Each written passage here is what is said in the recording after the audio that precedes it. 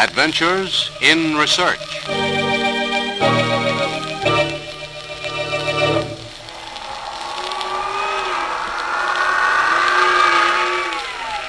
Hear that? Sounds kind of scary, as though some prehistoric monster was growling, ready to tear you, a human pygmy, limb from limb.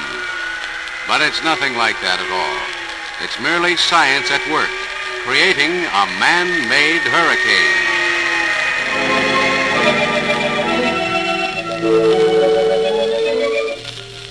This is Paul Shannon introducing another in the series of programs dealing with the thrilling adventures to be found in the field of scientific research, as told by the men of science themselves.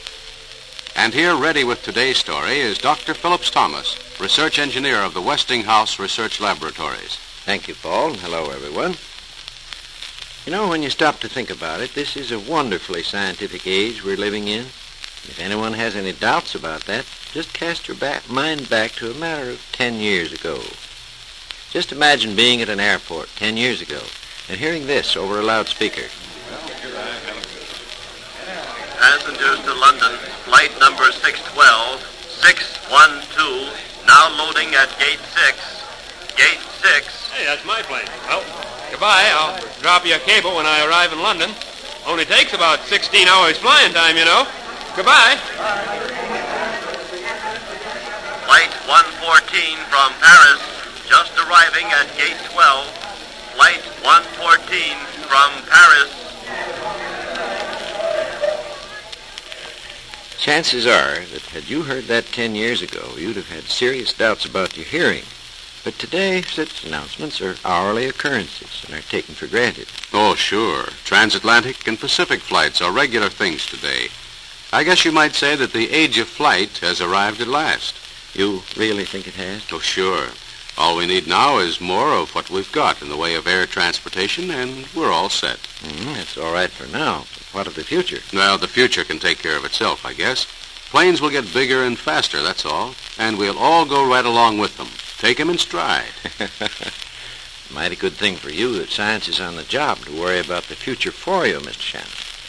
Today, one of the big issues before some of the nation's best scientific brains concerns the airplane of tomorrow, the mammoth of the skies that will be bigger, faster, more revolutionary in design than any since man first mastered the theory of flight.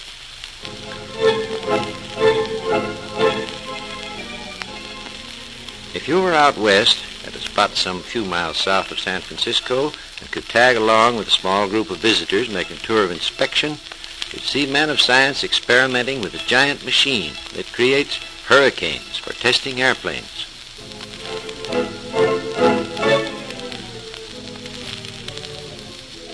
And now, here is the building you're most interested in. My, what a huge building. It's tremendous. Almost 1,000 feet long. And inside that building is the world's largest wind tunnel. Anybody working in there? Oh, sure. Work goes on all the time. There's a great deal of experimenting to be done and not too much time to do it in. So the work of testing goes right along. Well, can we go in and see what's happening in there? Of course. Better stand back a bit while the doors are being opened. My, just look at the size of those doors. King-sized, all right. Well, pretty nearly everything is king size here. Has to be that way because all of our tests are man-sized jobs. Used to be that wind tunnels were pretty small affairs compared to this one, but then they were designed to test models of planes. All right, we can go on into the tunnel now. This way, please. My, I've never seen anything like this before. Why, it's tremendous. Tremendous isn't the word for it. It's huge. Certainly makes a person feel small and insignificant, doesn't it? Standing here in the lip of this tunnel and looking down toward the other end, hundreds of feet away, gives me the impression of looking down the throat of some huge prehistoric animal, magnified 1,000 times. Looks like the small end of a funnel down there, doesn't it? Say, what's going on there in the middle? Oh, that's where they're testing. Now, watch your step, please. We're headed that way. Look, see it up there? It's a model of a plane. Yes, it looks pretty tiny, almost like a toy. It isn't a toy, though. That's a full-size plane.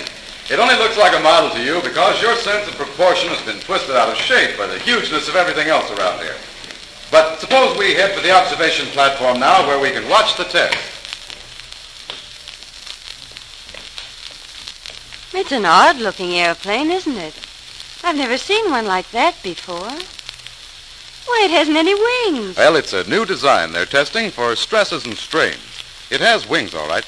Look a little closer there. You'll see that they're folded about halfway back. Well, for goodness sake. The planes you'll see in this wind tunnel are not the planes you'll see flying around in the sky outside. You see, these are tomorrow's planes, new models of the future, being tested for safety and practicability way ahead of time. I see. No wonder that one looks rather odd. Plane wings usually stick straight out from the fuselage, but these are folded back. Looks almost like a big dart headed for a target. I imagine there's a lot of money tied up in that plane just the same, and in all the others. Thousands of dollars, invested by any one of a dozen plane makers. What are those men doing under the plane? They look like pygmies in this tunnel, don't they? Well, they're scientists. And they're checking the plane from every angle before the big test. They're checking the guy wires, the supports, making sure that everything's in order. Last-minute checkup before the test, huh? That's right. A few minutes more now, and you'll see a sight you'll never forget. And what exactly are they looking for in the test? Well, in this particular case, we want to know what happens to those half-closed wings when that plane is hit with winds traveling at 750 miles an hour. 750 miles an hour? No more, no less. But, man, that's almost suicide, isn't it?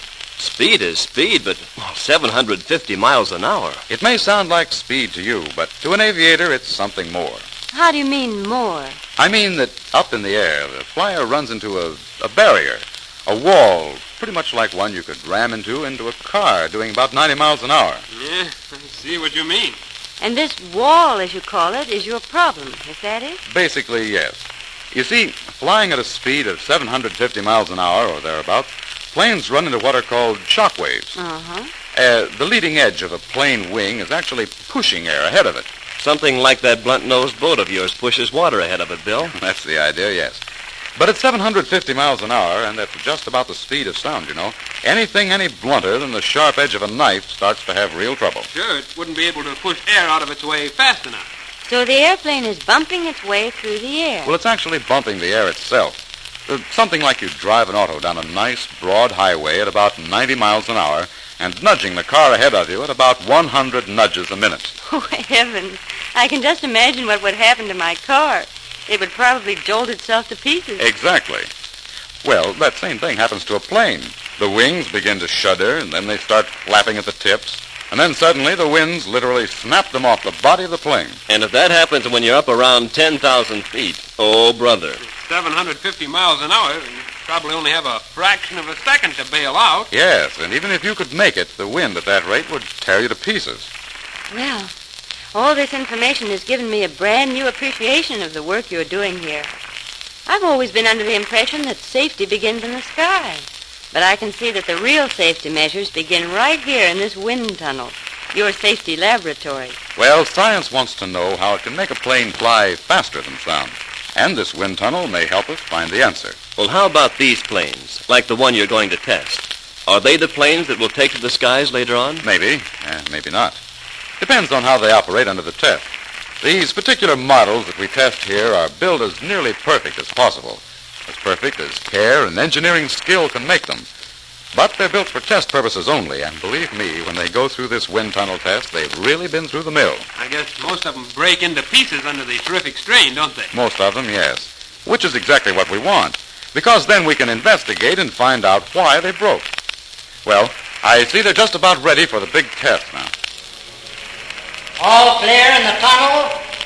Stand by. All clear. Let her go.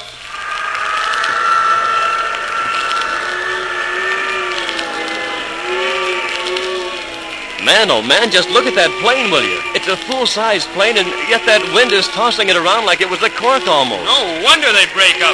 Seems to me nothing on earth could stand up under that battering. And yet those planes are specially built to stand up under it if they can, and at terrific speed, too. And all this is just so that someday we'll be able to travel through the air at the speed of sound, or faster. That day must be a long way off, I imagine. Maybe not as far off as you think. It may come in your and my lifetime. New York to Los Angeles in something like 2 hours. Goodness. Imagine.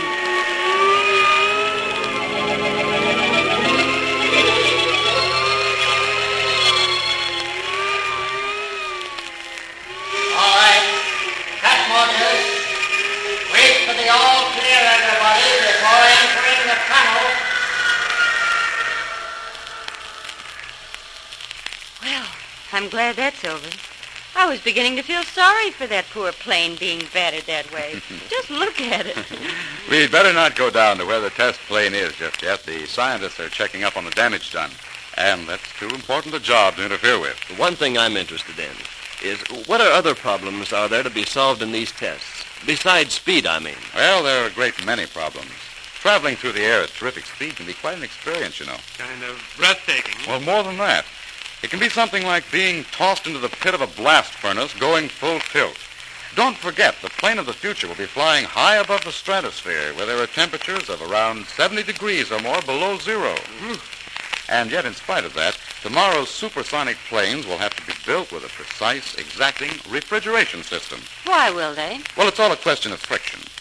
The friction of the air, you see, sliding over the sleek, streamlined body of the plane, heats it to extremely high temperatures. Say, I never thought of that. Neither did I. Must be a tremendous amount of friction there. Well, according to calculations and tests, at around 800 miles an hour, the body exterior of a plane may reach a surface temperature of 400 degrees Fahrenheit. In that case, your plane of the future, traveling at that 750 miles an hour speed, will have to be a flying icebox. Something like that, yeah. What about the controls on a plane traveling at that speed? Well, that's another problem, also being worked out. At the speed of sound, or thereabouts, the controls in a plane exactly reverse themselves. Makes it quite a problem in itself. Yes. But by using wind tunnels, such as this one, science can and eventually will solve all these various problems. However, this wind tunnel is only a testing ground. Such a plane has to get the final test when the plane is actually flown by a human being in the sky. Well, that's true. But that kind of test is coming, too. We've about reached the end of our experimental rope here, and the time is coming, close now, when a test pilot will do that very thing. Will actually fly one of these planes of the future just to give it a final okay. Well, he can have that job. I wouldn't want it. Nobody has ever flown that fast before, have they? Well, there have been a few isolated cases in which test pilots got planes going at terrific speeds in the past few years. At least it's believed they were going 700 or so miles an hour. But in all cases, the planes were diving toward the ground. That's pretty dangerous, I'd say. Yes, and the few pilots who survived such experiences reported that their plane was completely out of control. They bailed out before the planes reached the 750-mile-an-hour limit. Well, we'll be keeping an eye open for news a test pilot has flown as fast or faster than sound. And if the test flight is a success, well, it looks as though we're in for a new age of flight, the super speed age.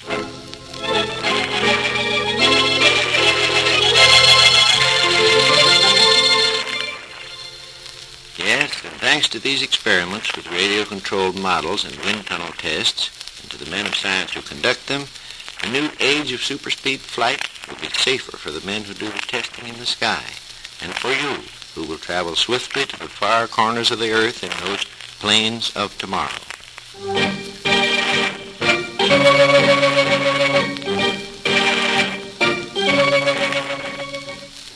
The story of the Hurricane Maker was told by Dr. Phillips Thomas, research engineer of the Westinghouse Research Laboratory.